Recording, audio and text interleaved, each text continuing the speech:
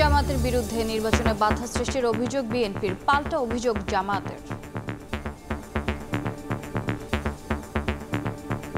ঐক্যমত্যের বাইরে গিয়ে তাদের দাবি এখন আমাদের উপর চাপাতে চাচ্ছে, জনগণের উপর চাপাতে চাচ্ছে। এখন পর্যন্ত নির্বাচনকে যতটা বাধা সৃষ্টি করছেন আপনারা করবেন। সনদ বাস্তবায়ন নিয়ে বিএনপি নতুন করে যে পরিস্থিতি তৈরি করেছে, নির্বাচন অনুষ্ঠানের প্রক্রিয়াকে বাধাগ্রস্ত করছে। শহীদ মিনার থেকে ডক্টর ইউনূসকে জুলাই সনদ বাস্তবায়নের আদেশ জারির আহ্বান এনসিপির। তত্ত্বাবধায়ক নয়, অন্তর্বর্তী সরকারের অধীনেই আগামী নির্বাচন দাবি। শাহাবুদ্দিন চুপ্পু তার যদি সাইনটা করে, এটা কিন্তু এই জুলাই যারা সনদটাকে হলো বাংলাদেশে কলঙ্কিত করা হবে। তত্ত্বাবধায়ক সরকার প্রয়োজন আছে, কিন্তু এই অন্তর্বর্তী সরকারের অধীনেই আগামী ইলেকশনটা হবে। দেখছিলেন প্রধান শিরোনাম। সন্ধ্যার সময়ের সঙ্গে আছি আমি রোজা চৌধুরী। এবারে অন্যান্য শীর্ষ সংবাদ। তারেক রহমানের দেশে ফেরা ঠেকাতে চলছে নানামুখী ষড়যন্ত্র, অভিযোগ নিউ ইয়র্ক বিএনপি নেতাদের। নিরাপত্তা নিশ্চিতে অন্তর্বর্তী সরকারকে ব্যবস্থা নেওয়ার আহ্বান। নৌকায় খেলতে খেলতে নদীতে নিখোঁজ, জামালপুরে আরও এক শিশুর মরদেহ উদ্ধার। মৃতের সংখ্যা বেড়ে 4, এখনও নিখোঁজ এক পরিবারের শোকের মাতম।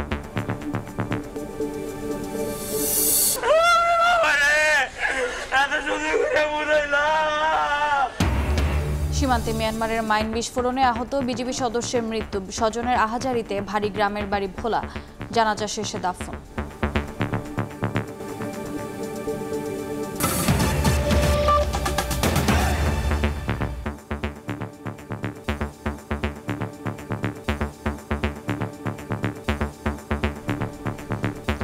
জামাত নতুন নতুন দাবি সামনে এনে নির্বাচনে বাধা সৃষ্টি করছে।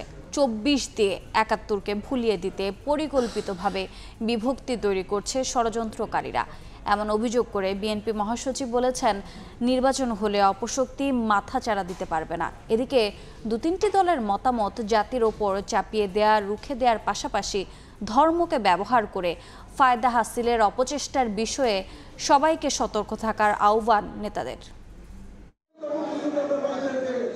জাতীয় প্রেস ক্লাবে জাতীয়তাবাদী মুক্তিযোদ্ধা দলের সমাবেশ, যাতে অংশ নেন দেশের বিভিন্ন প্রান্ত থেকে আসা বীর মুক্তিযোদ্ধারা। সমাবেশে অংশ নিয়ে বিএনপির কেন্দ্রীয় নেতারা বলেন, বহুরূপীদের খপ্পরে পড়েছে দেশ। 71-এর নারকীয় হত্যাকাণ্ডের দায়ে জামায়াতকে নিষিদ্ধ করা উচিত।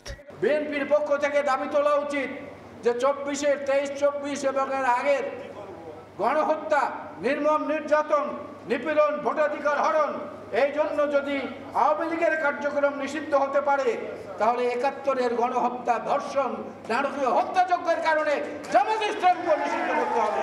71-এর মুক্তিযুদ্ধকে হেয় করার একটা চেষ্টা আমরা লক্ষ্য করেছি।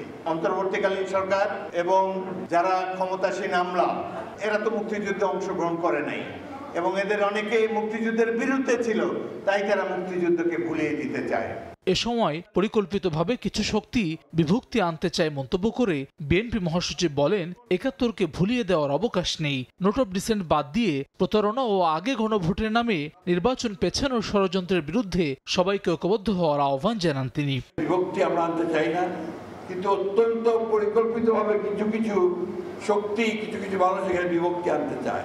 1971 সালকে যারা ভুলিয়ে দিতে চায়, আমরা এই ব্যাপারে খুব পরিষ্কার করে বলতে চাই, 1971 সালকে ভুলিয়ে দেওয়ার কোনো অবকাশ নেই, কারণ ওটাই হচ্ছে আমাদের জন্মের ঠিকানা। নির্বাচন তো যেটা ঘোষণা করেছেন 2026 সালের ফেব্রুয়ারি মাসে, তখনই নির্বাচন হতে হবে।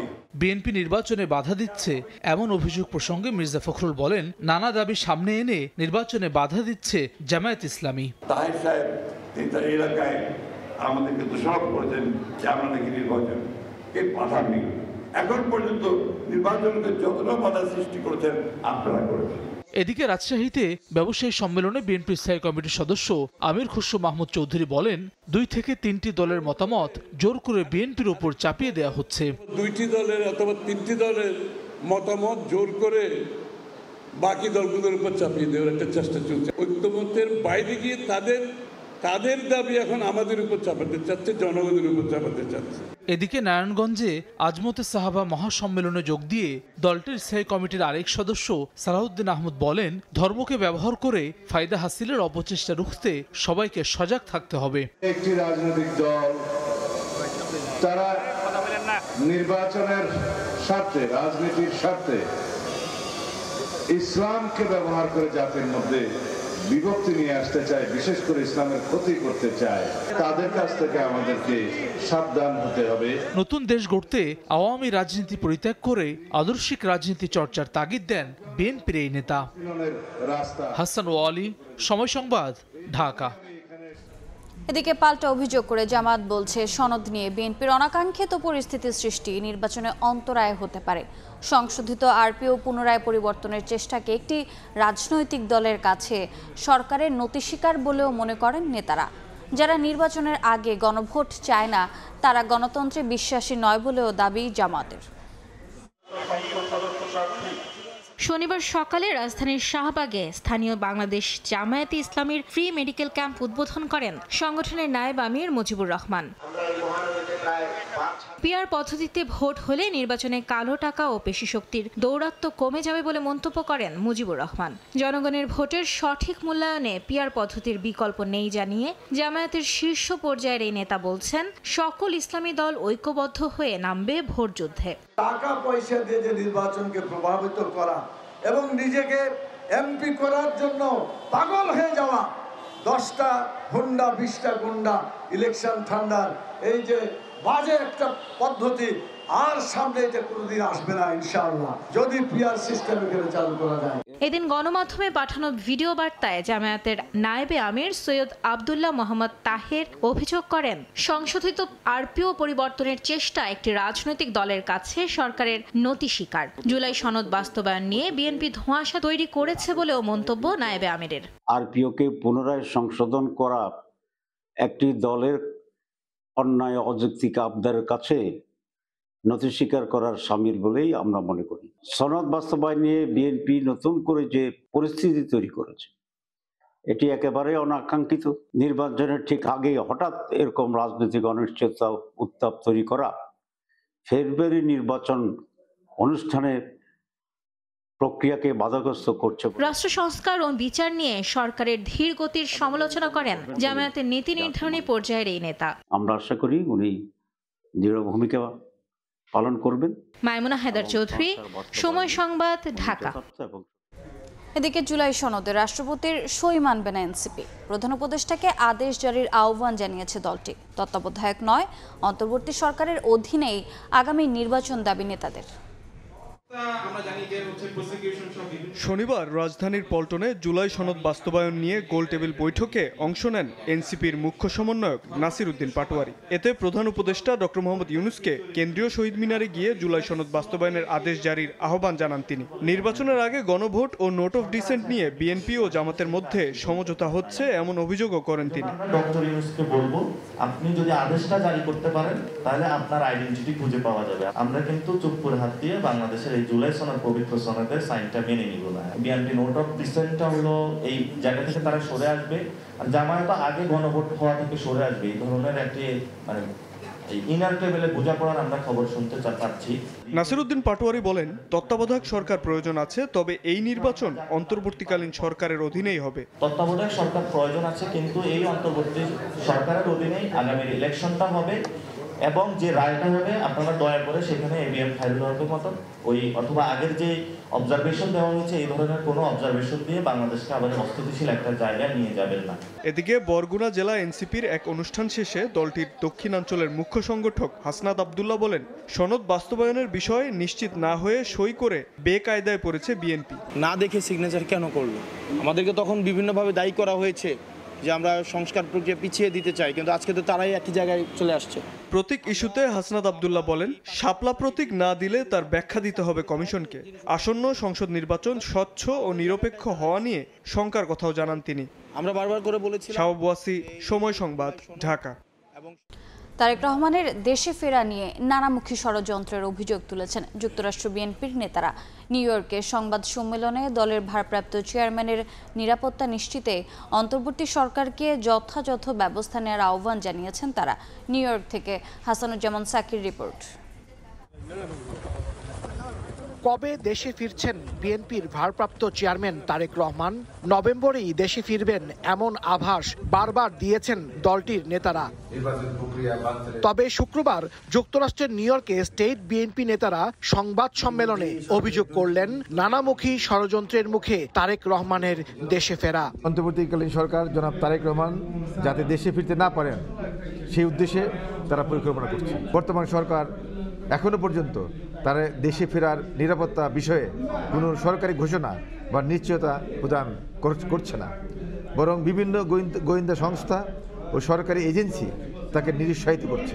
তারেক রহমানকে অবিলম্বে দেশে ফেরাতে তার নিরাপত্তা নিশ্চিতের দাবি জানান নেতারা। একটা প্রেস ব্রিফিং এর মাধ্যমে আমাদের দেশনায়ক জনাব তারেক রহমানকে দেশে নিরাপত্তা দেওয়া হবে, কোনো ঘাটতি নেই, এই মর্মে তারা জাতিকে একটা মেসেজ দিতে হবে, এটা আমাদের দাবি। সরকারের কাছে আমরা এই প্রবাস থেকে তাকে অনুরোধ জানাচ্ছি যে আমাদের নেতা বাংলাদেশে ফেরার আগে তাকে যেন সুস্পষ্টভাবে তার নিরাপত্তার সমস্ত বিধি প্রকাশ করে তাকে বাংলাদেশে যাওয়ার জন্য আমন্ত্রণ জানান।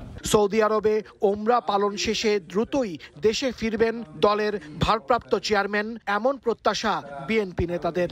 উমরাতে গিয়ে হযরত মুহাম্মদ সাল্লাল্লাহু আলাইহি ওয়াসাল্লামের মাজার আমরা জিয়ারত করি, উমরা করে আমরা একটা ভালো উদ্দেশ্যের জন্য আমরা রওনা হই, সে পরিপ্রেক্ষিতে উনি যেতেও পারেন। হাসানুজ্জামান সাকি, সময় সংবাদ, নিউ ইয়র্ক, যুক্তরাষ্ট্র।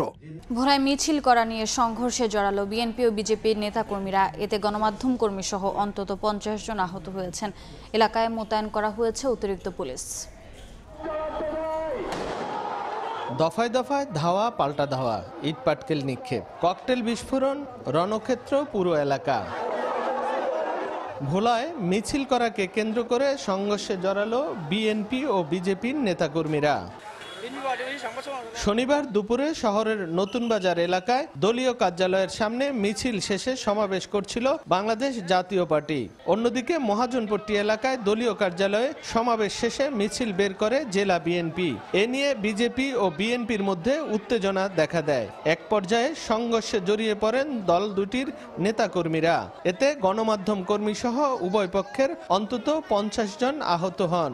এ সময় বেশ কয়েকটি গাড়ি ও বিজেপির অফিস ভাঙচুর করার অভিযোগ ওঠে। মিছিল চলাকালীন বিজেপির 12:30টার আগে শেষ হওয়ার কথা ছিল। আমরা 12:30টায় আমরা এখান থেকে শুরু করি, বাংলা স্কুলে মরে গেলে তাদের সাথে মুখোমুখি হয়। মুখোমুখির এক পর্যায়ে আমাদের নেতৃবৃন্দ বলেছে তোমরা একটু দাঁড়াও, আমরা ব্যাক করি, তারপর তোমরা যেও। সেই কথাকে উপেক্ষা করে তার পরবর্তীতে কে বা কারা ঢিল ছড়ে, এই ঢিলকে কেন্দ্র করে এই গন্ডগোলটা উৎপত্তি সৃষ্টি হয়। মিছিল শেষ হয়ে গেছে 1 ঘন্টা আগে, তারা এই হামলাটি চালিয়েছে প্রায় 1 থেকে 1.5 ঘন্টা পরে শেষ হওয়ার, আমাদের মিছিল শেষ হওয়ার। খবর পেয়ে পরিস্থিতি নিয়ন্ত্রণে আনে পুলিশ। সকলেরই শিষ্টাচার সুলভ আচরণ করা উচিত, এই অনাকাঙ্ক্ষিত পরিস্থিতি সৃষ্টি করেছে। তো আমরা আইন শৃঙ্খলা রক্ষাকারী বাহিনীর পক্ষ থেকে কঠোর অবস্থানে রয়েছি, আমরা তাদের উভয় পক্ষকেই ডিসপাস করে দিয়েছি। যে কোনো অপ্রীতিকর পরিস্থিতি এড়াতে এলাকায় মোতায়েন রয়েছে আইন শৃঙ্খলা রক্ষা বাহিনী। নাসির উদ্দিন লিটন, সময় সংবাদ, ভোলা। সন্ধ্যার সময় আরও থাকছে।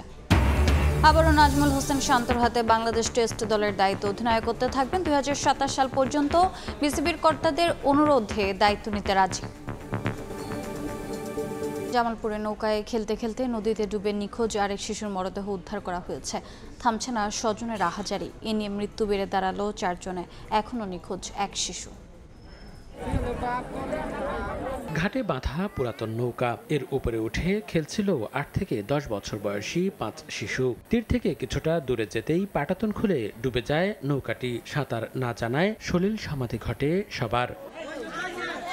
বাড়িতে ফিরল হাসি আনন্দে ভরে রাখা বুকের মানিকের নিথর দেহ। বুক ফাটা আর্তনাদ মাসহ স্বজনদের। শনিবার সকাল থেকে ঝিনাই নদীর বিভিন্ন পয়েন্টে দ্বিতীয় দিনের উদ্ধার অভিযানে নামেন ফায়ার সার্ভিসের ডুবুরি দল। তীরে অপেক্ষা করছিলেন স্বজন ও এলাকাবাসী। এক পর্যায়ে নিখোঁজ কুলসুমের লাশ উদ্ধার করা হয়। এ নিয়ে 4 শিশুর লাশ উদ্ধার হলো। তবে এখনো নিখোঁজ রয়েছে বৈশাখী নামে আরেক শিশু। প্রখণ্ড তাপমাত্রা ছিল, যার ফলে তারা ছোট ছোট বাচ্চা নদীতে আসছে গোসল করার জন্য, পানির স্রোতই তারা এসে গেছে। বাপ মা তো কান্দে কান্দে মরবো, জীবন আর আসবো না। কত দুঃখ কষ্টে মানুষ করে, কত কিছু ঘর বাড়ি করে কাজ নাই, কি করলো, সব ফুরাই গেল। লাশ উদ্ধার হওয়া 4 জনের মধ্যে পলি আক্তার, কুলসুম ও আবু হাসানের বাড়ি মাদারগঞ্জের চর ভাটিয়ান এলাকায়, আর ছায়েবা আক্তার সরিষাবাড়ি উপজেলার বাউসি এলাকার বাসিন্দা। সে নানা বাড়িতে বেড়াতে এসেছিল। শুক্রবার বিকেলে নদীটির আনারবাড়ি ঘাটে বাঁধা নৌকায় খেলতে গিয়ে ঘটে এই দুর্ঘটনা। সময় সংবাদ, জামালপুর। দেশের বাইরের খবর। ভারতের অন্ধ্রপ্রদেশের ভেঙ্কটেশ্বর মন্দিরে পদদলিত হয়ে নারী শিশু সহ অন্তত 12 জনের মৃত্যু হয়েছে। আহত হয়েছেন বেশ কয়েকজন। স্থানীয় সময় শনিবার সকালে একাদশী পূজায় অংশ নিতে হাজারো ভক্ত জড়ো হন মন্দিরে। অতিরিক্ত ভিড়ে সিঁড়িঘাটে হুড়োহুড়িতে কয়েকজনের মৃত্যু হয়। পরে পুলিশ ও উদ্ধারকর্মীরা ঘটনাস্থলে পৌঁছে পরিস্থিতি নিয়ন্ত্রণে আনে। মৃতের সংখ্যা বাড়ার আশঙ্কা করা হচ্ছে। এ ঘটনায় শোক জানিয়ে হতাহতদের পরিবারকে আর্থিক সহায়তার ঘোষণা দিয়েছেন প্রধানমন্ত্রী নরেন্দ্র মোদী। এবারে খেলার খবর। আবারও শান্তর হাতেই তুলে দেওয়া হলো টেস্ট দলের দায়িত্ব। সংবাদ বিজ্ঞপ্তিতে বিসিবি জানিয়েছে, টেস্ট চ্যাম্পিয়নশিপের 2025-27 চক্রে বাংলাদেশ টেস্ট দলের অধিনায়ক থাকবেন নাজমুল হোসেন শান্ত। আলোচনা না করে ওয়ানডে ক্যাপ্টেন্সি থেকে সরিয়ে দেওয়ায় গত 28 জুন শ্রীলঙ্কা সফরে টেস্ট দলের দায়িত্ব ছেড়ে দিয়েছিলেন শান্ত। 4 মাস পর অভিমান ভাঙল টপ অর্ডার ব্যাটারের। ক্রিক অপস চেয়ারম্যান এবং বিসিবি প্রেসিডেন্টের অনুরোধে এবার আর আপদকালীন দায়িত্ব নিতে রাজি হননি শান্ত। 2027 পর্যন্ত চলমান আইসিসি টেস্ট চ্যাম্পিয়নশিপ চক্রের পুরোটাতেই তিনি দায়িত্ব থাকবেন বলে জানিয়েছে বিসিবি। এ পর্যায়ে শীর্ষ সংবাদগুলো জানিয়ে দিচ্ছি আরেকবার। নির্বাচনে বাধা সৃষ্টি করছে জামায়াত। অভিযোগ বিএনপির পরিকল্পিতভাবে বিভক্তি তৈরির দাবি। পাল্টা অভিযোগ জামায়াতের, আগে গণভোটে অনড় অবস্থান। সনদে রাষ্ট্রপতির সই মানবে না এনসিপি। ডক্টর ইউনূসকে আদেশ জারির আহ্বান নেতাদের। তত্ত্বাবধায়ক নয়, অন্তর্বর্তী সরকারের অধীনেই আগামী নির্বাচন দাবি। এবং তারেক রহমানের দেশে ফেরা ঠেকাতে চলছে নানামুখী ষড়যন্ত্র। অভিযোগ নিউ ইয়র্ক বিএনপি নেতাদের। নিরাপত্তা নিশ্চিতে অন্তর্বর্তী সরকারকে ব্যবস্থা নেওয়ার আহ্বান।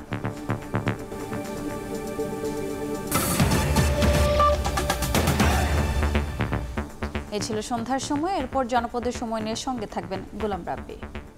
রোজা, আপনাকে ধন্যবাদ। জনপদের সময় নিয়ে আসছি কিছুক্ষণ পর, সঙ্গেই থাকুন সময়।